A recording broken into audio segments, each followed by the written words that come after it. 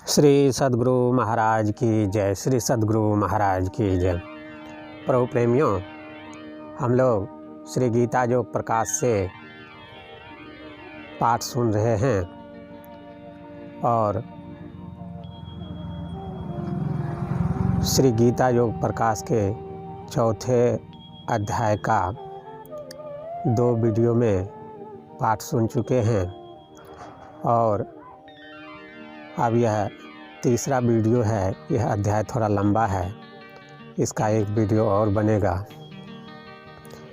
इस वीडियो में या इस भाग में हम लोग जानेंगे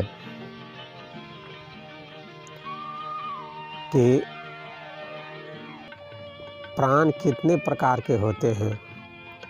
आत्म संयम, परोपकार, दान, तप आदि रूपी यज्ञ क्या होता है। नासाग्र में प्राण को कैसे होमते हैं। नासाग्र रूपी यज्ञ में यज्ञनी क्या होती है। इस यज्ञ के करने से क्या लाभ होता है। अष्ट सिद्धि कैसे प्राप्त होती है।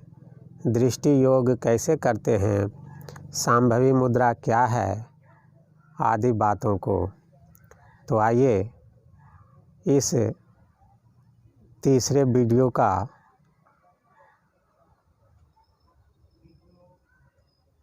तीसरे वीडियो में चौथे अध्याय का शेष भाग सुने। कोई शब्दादि विषयों को इंद्रियाग्नि में होम कर यज्ञ करते हैं। इंद्रियों की चेतन धारों को अंतर्मुख करके केंद्र में केंद्रित, ऐसा करने से वहाँ अंतर ज्योति उदित होती है तथा उस ज्योति मंडल में अनहद ध्वनि अनवरत रूप से ध्वनित होती रहती है। मानो उस प्रकाशाग्नि में शब्द की आहुति पड़ती हो और दूसरे सब विषय भी उस प्रकाश मंडल के अभ्यंतर उदित होकर उसमें लीन होते रहते हैं।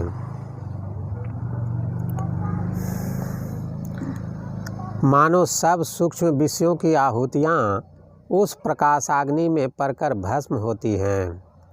कोई इंद्रियों के कर्मों को तथा प्राण के व्यापारों को ज्ञान दीपक की प्रज्वलित आत्म संयम रूपी योगाग्नि में होमते हैं। इंद्रियों और प्राणों के व्यापार चेतन धारों के कारण से ही होते हैं। साधन द्वारा इन चेतन धारों को अंतर में समेटकर केंद्रित करने से ज्ञान दीपक जलता है। जैसे मंदिर दीपक बारा, ऐसे ज्योति होते उजियारा। तुलसी साहब। यह अवश्य ही योगाग्नि का तेज है। इसको पाकर साधक व इस यज्ञ को करने वाला पूर्ण आत्म संयमी हो जाता है।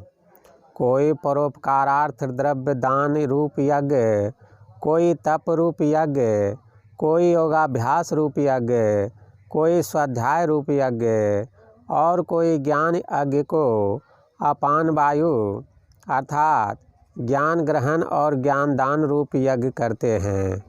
ये सब कठिन व्रती और प्रयत्नशील याज्ञिक होते हैं। प्राणायाम में निरत प्राण वायु और अपान वायु दोनों को रोककर अपान वायु को प्राण वायु में और प्राण वायु में होमते हैं।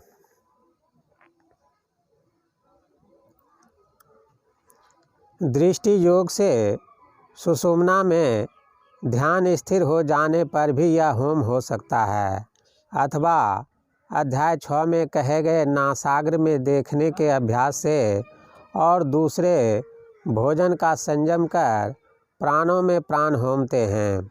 अर्थात इंद्रियगत चेतन धारों को दृष्टि योग द्वारा एकत्र कर व कर्मेंद्रियों की चेतन धाराओं को ज्ञानेंद्रियों की चेतन धाराओं से मिलाकर चेतन धाराओं के रूप प्राणों को चेतन धाराओं के रूप प्राणों में होमते हैं। आहार का संयम नहीं रखने से युक्त योगाभ्यास नहीं हो सकता है।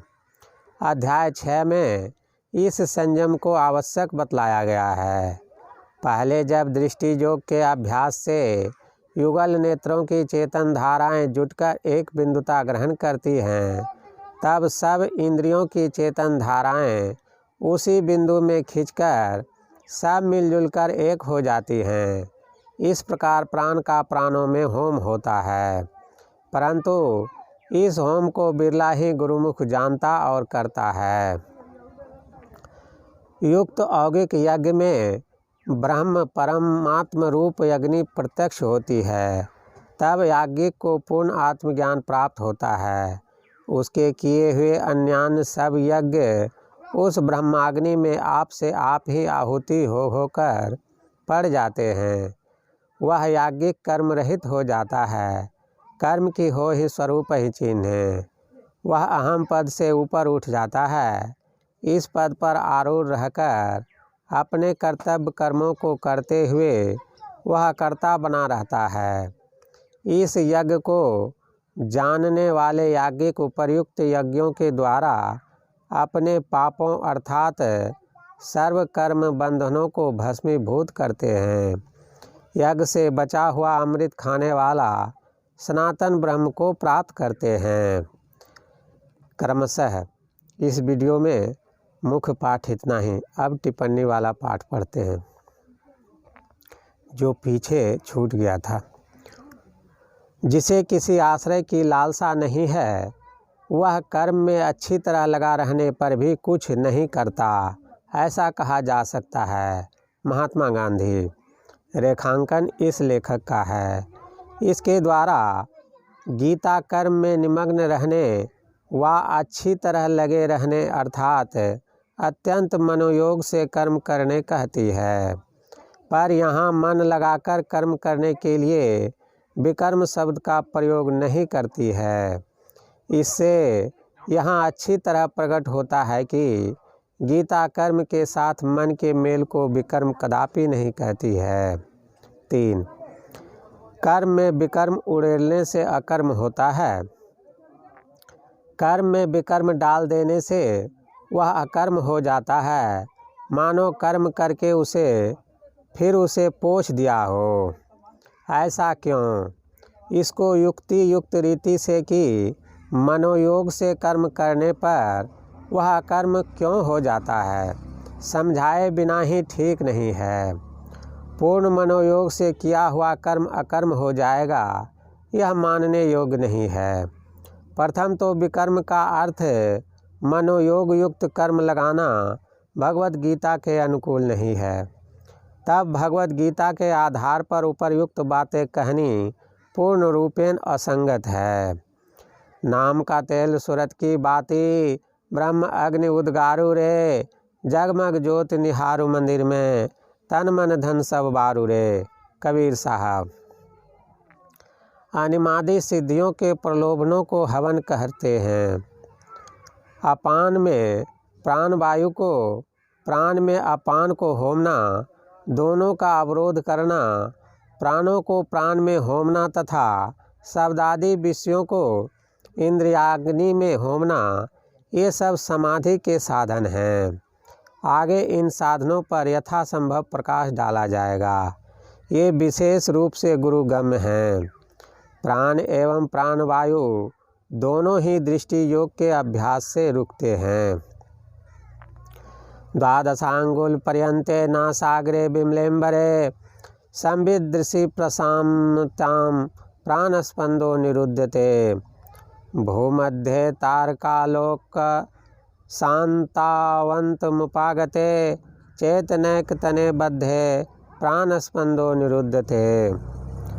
चिरकालम हृदयाकांत व्योम संवेदनान्मुने आवासन मनोध्यानात् प्राणस्पंदो निरुध्यते। सांडिल्योपनिषद। अर्थ। जब संवित सुरत नासाग्र से 12 अंगुल पर स्वच्छ आकाश में स्थिर हो तो प्राण का स्पंदन रुद्ध हो जाता है। जब चेतन सुरत भवों के बीच के तारक लोक में पहुंचकर स्थिर होता है तो प्राण की गति बंद हो जाती है। हृदयाकाश में संकल्प विकल्प रहित और वासनाहीन मन से बहुत दिनों तक ध्यान करने से प्राण की गति रुक जाती है। उपनिषद के इन वाक्यों का यदि कोई विश्वास नहीं करे तो उसे वर्णित साधन करके देखना चाहिए। प्राण के स्थिर होने पर प्राण में अपान, अपान में प्राण का हवन होगा। दृष्टि योग ध्यान से यह यज्ञ प्राणायाम के कष्ट के बिना ही हो जाएगा। यह कहा जा सकता है कि दृष्टि योग ध्यान साधन प्राणायाम करने का सुगम और निरापद साधन है। मंडल ब्राह्मणोपनिषद के ब्राह्मण-2 में सांभवी मुद्रा और नासाग्र का लक्ष्य बतलाकर दृष्टि योग साधन ही बताया है तथा इसके गुणों का वर्णन करते हुए कहा है कि तदभ्यासान मनःस्थैर्यम ततो वायुर्स्थैर्यम, अर्थात उसके अभ्यास की मन की स्थिरता आती है, इससे वायु स्थिर होता है। चेतन आत्मा को भी प्राण कहते हैं। देखो प्रश्नोपनिषद प्रश्न 6 का शंकर भाष्य। इस होम में सुषुम्न बिंदु हवन कुंड है, युगल नेत्रों की चेतन धाराएं अरणि व समिधा है और सब इंद्रियों की चेतन धाराएं हवि है, ऐसा जानना चाहिए। योगी राज श्यामाचरण लाहिरी महाशय जी की संस्था की योग संगीत नामक पुस्तिका में इसी आशय का निम्नलिखित पद्य है।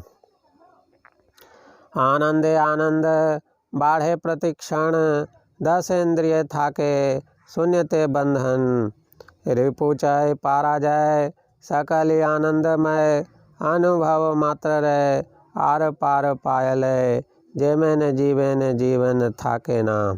और 3 दिन परे त्रिगुणेर परे, स्रोतेरे जलेते डूबील प्रतिमा, 10 मीर दशाए 10म दशा, की बाले बुझाओ बुझाते पारिना, पार्वती चले गेलेन कैलासे, मिसी छेन सती कुटस्थ पुरुषे, सुखे की दुखे ते विषादे हर्षे, के आमी आमार माने आसे नाम। इन पद्यों में वर्णित कर्म भी उपर्युक्त यौगिक होम से ही होता है।